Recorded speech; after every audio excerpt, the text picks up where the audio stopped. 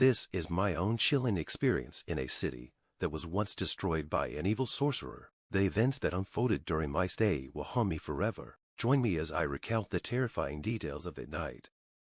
The car sputtered to a halt in the middle of nowhere. I had been driving for hours, trying to reach the next city before nightfall, but fate had other plans. With no sign of life for miles, I had no choice but to venture into the abandoned city that loomed in the distance. The city was a shadow of its former self, shrouded in an eerie silence. Legend spoke of an evil sorcerer who had once wielded dark magic to annihilate the entire population, leaving behind nothing but ruins and a chilling legacy. That city was called Vespera.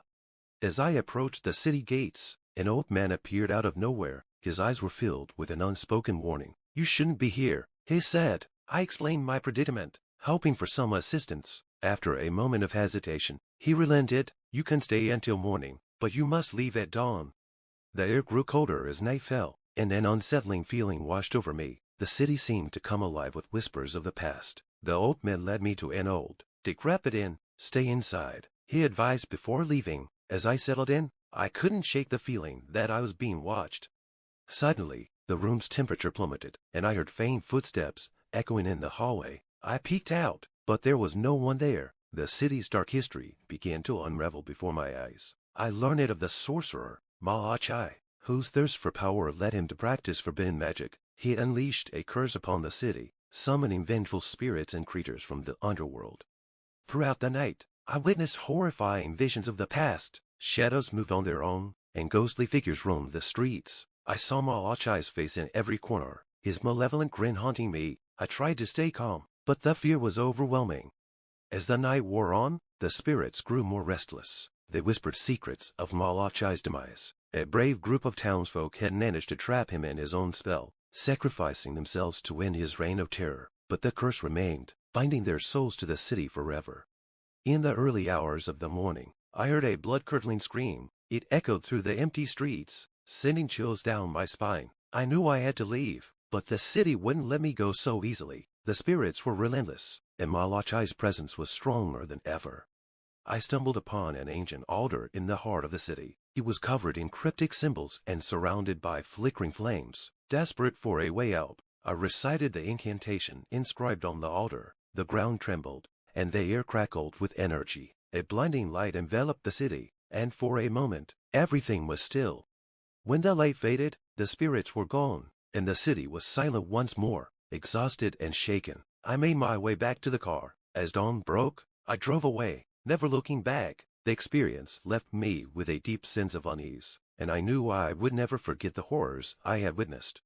To this day, the memory of that night haunts me. The evil sorcerer's curse lingers in my mind, a constant reminder of the darkness that can lurk in the most unexpected places. As I sped away from the cursed city, the sun began to rise, casting long shadows over the desolate landscape. The sky was a canvas of muted colors, reflecting the eerie quiet of Vespera. My mind raced with thoughts of the night's horrors and a malevolent presence that still lingered in my memory. I reached the next city by midday, but the sense of dread did not leave me. I tried to shake off the feeling, but it clung to me like a second skin. The locals seemed cheerful and unaware of the darkness that lay hidden just a few miles away.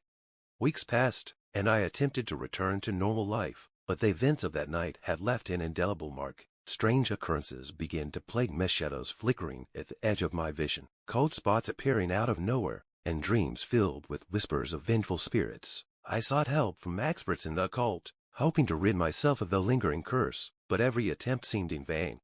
One night, as I lay in bed, a chilling wind swept through the room. The temperature dropped rapidly, and I saw the ghostly figure of Malachi in the corner. His eyes glowed with a malevolent light, and his voice, though distant, was filled with rage. He seemed to blame me for disrupting his eternal torment, and his presence grew stronger with each passing day. Desperate for answers, I returned to Vespera with renewed determination. The city was still as desolate as before, but now it felt like a living entity, pulsating with dark energy. The ancient altar I had encountered before was still there, its symbols glowing faintly in the dim light. I performed a ritual, hoping to break the curse once and for all. The process was arduous and filled with intense fear. As I recited the incantations, the spirits of the city's former inhabitants appeared, their faces a mixture of anguish and relief. They seemed to guide me, their presence a haunting reminder of the price they paid for their freedom.